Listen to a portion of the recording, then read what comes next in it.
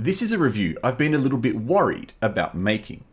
Back in 2020 on the Asian Film Fans channel, I made a video comparing the 2013 original Drishyam to the 2019 Chinese remake Sheep Without a Shepherd. While I enjoyed the Indian movie, I thought it was a little too long. The Chinese movie had better pacing, but the ending was weak. The Indian version had the superior ending. But as seems to be common on YouTube, a lot of people in the comments section let me know what they thought of our review, not keeping in mind that a review is a personal opinion. You can disagree, you just don't need to be rude about it. And thank you to all of those who called it out.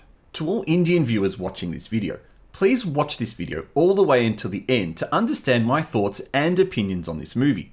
I think you'll be surprised. Also, while I'd love it if you subscribe to my channel, please keep in mind that a bulk of the videos I do are on East Asian movies, specifically horrors. Now, let's get on with the review. How far would you be willing to go to protect your family? That was the original dilemma for George Cuddy in the 2013 Indian smash hit Drishyam, a humble man running his own business who used his extensive knowledge of movies to plan the perfect alibi for his family.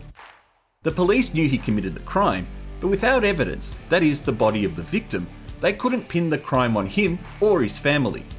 Drishyam 2 continues the story of George Cuddy and his family, introducing a new set of police officers determined to bring him and his family down to save face.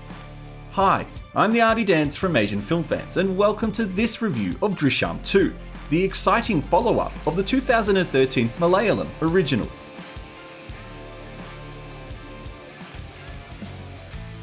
Six years have passed since the end of the first film, and life has moved on for George Cuddy and his family, but not everything is perfect. After selling a portion of his land, he has invested that money into building a cinema and bankrolling his own movie, a thriller about a man outsmarting police to get away with a crime. While Rani, his wife, is still supportive of his endeavours, there is tension in the house as their younger daughter is developing a rebellious streak and is refusing to listen to her. More about this is explored in a song montage around an hour into the film. Older daughter Anju, the victim of Varun's video from the first movie, is suffering from panic attacks and epilepsy since the incident, especially when she runs into any police officers. A new police inspector in their village has made it his mission to prosecute George, and after a tip-off from a recently released ex-criminal alerts him to the location of Varun's body, it seems like it's all over for George. But George is 2 steps ahead of everyone, and he enacts a plan years in the making to ensure he stays free and the truth stays hidden.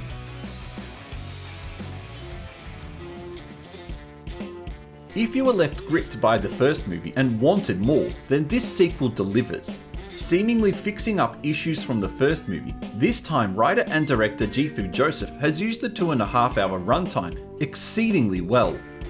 Every scene in the movie now fits in its place, which is a welcome change to the first movie, where the first hour seemed to bog down the film. This time, the first hour sets up what happens in the final half of the movie. Initially, a rather large cast of characters are introduced with no real connection to the story. But as the writer and director has proven, he knows a thing or two about movies and tied everything together rather well. The referential nature of the film at times feels a little forced and excessive.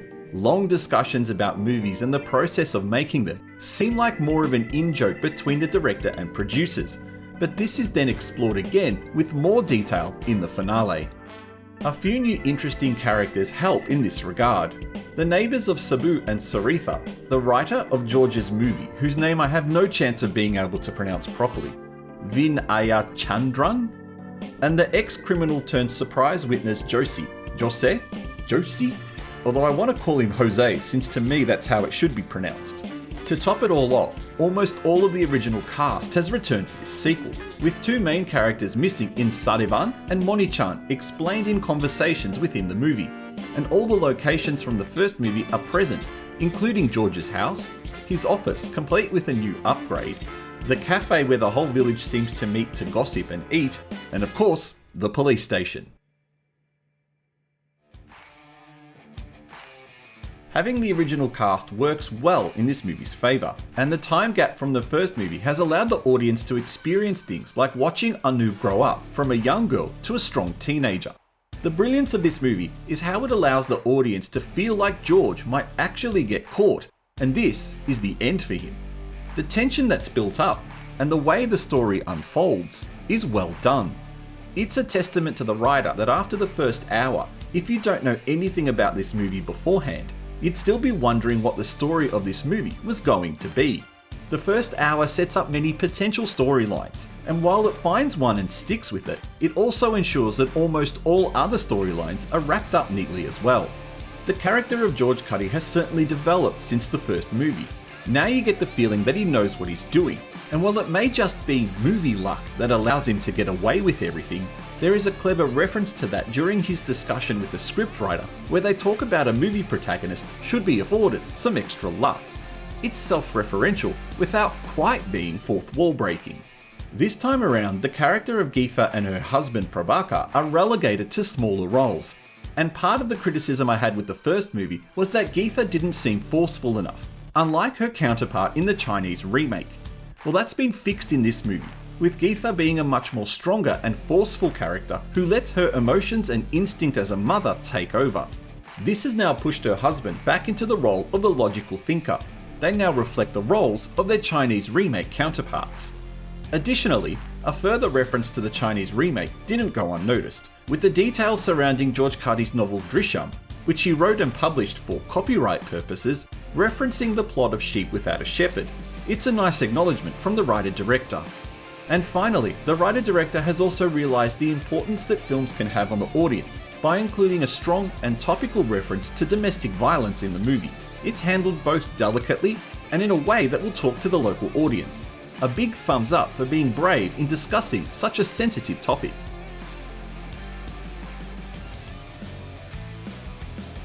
And while this is a really, really good movie, it's not perfect. While I need to make it clear that Indian movies are not my expertise, as a foreigner watching this film, there are parts that I felt just didn't fit the vibe of the movie. Certain expressions by certain characters in particular moments, or comical style music cues, at least comical to me, threaten to take me out of the strong thriller tone that the writer-director has created. I get that this is a family drama first and foremost. That's been made clear to me in several comments on my original video. There is still a solid thriller behind this film, and a slight re-edit of those moments would have solidified that further. Also, and this is purely just me, I'm not a fan of all these guys with moustaches. They all just seem like bad guys to me.